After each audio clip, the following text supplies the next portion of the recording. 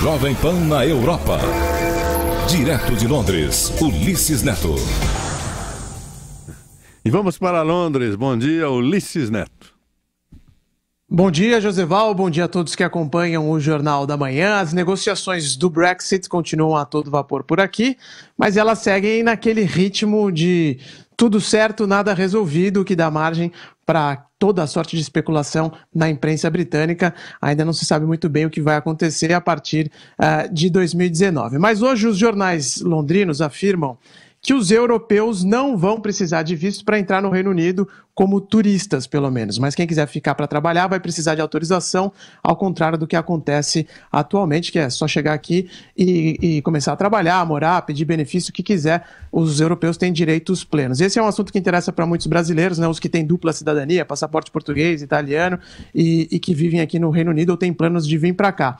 Agora, isso não quer dizer que os europeus vão passar pela mesma burocracia que os cidadãos do Brasil, por exemplo, depois do Brexit. O nosso passaporte é considerado um documento de segunda classe pelos britânicos. E eu não estou exagerando, não. É o termo que eles usam aqui. Cidadãos de segunda classe, passaportes de segunda classe, que são aqueles que precisam de visto para residir no Reino Unido, para trabalhar e não têm acesso a nenhum benefício social. Porque, embora os brasileiros eles não precisem de visto de turismo para entrar no Reino Unido, sempre corre-se o risco de ser barrado na imigração também por um agente que não se satisfez com as explicações apresentadas, né, por motivo da visita. Além disso, para um brasileiro conseguir o direito de trabalhar em território britânico, é preciso enfrentar uma enorme burocracia, entre elas ter uma oferta de emprego que nenhum britânico pode ocupar. A empresa que está oferecendo essa vaga, por exemplo, tem que buscar um cidadão britânico antes de oferecer para um brasileiro, pelo menos em tese, é assim que a lei determina, e no final das contas acaba se tornando muito difícil conseguir esse visto de trabalho para os não comunitários. Os europeus não vão passar por essa mesma burocracia, porque os europeus eles fazem parte da economia britânica, eles ajudam bastante a locomotiva aqui do Reino Unido, e no setor de serviços, por exemplo, eles são dominantes. Portugueses, espanhóis, poloneses, italianos, a conhecida mão de obra barata, que faz o trabalho que os locais não estão dispostos a fazer. Sem eles, haveria grande problema no setor de serviços aqui do Reino Unido. Então, por causa disso, o governo britânico reconhece que vai ser bem flexível com a entrada de europeus. Não vai fazer as mesmas exigências que faz para cidadãos do Brasil, por exemplo.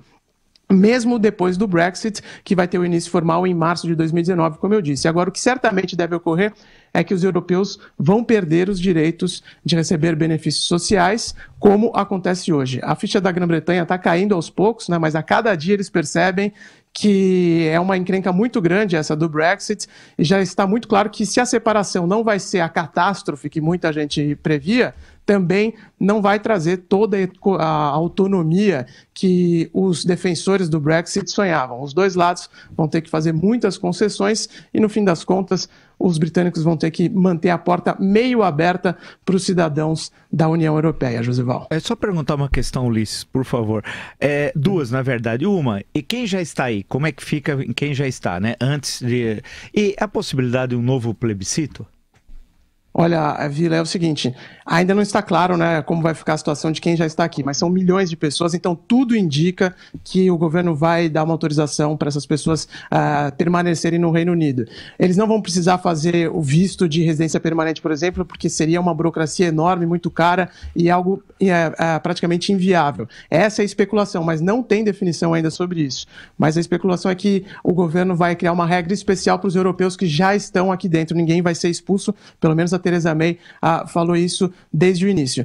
A possibilidade de um novo referendo, ela existe principalmente se houver eleição no próximo mês.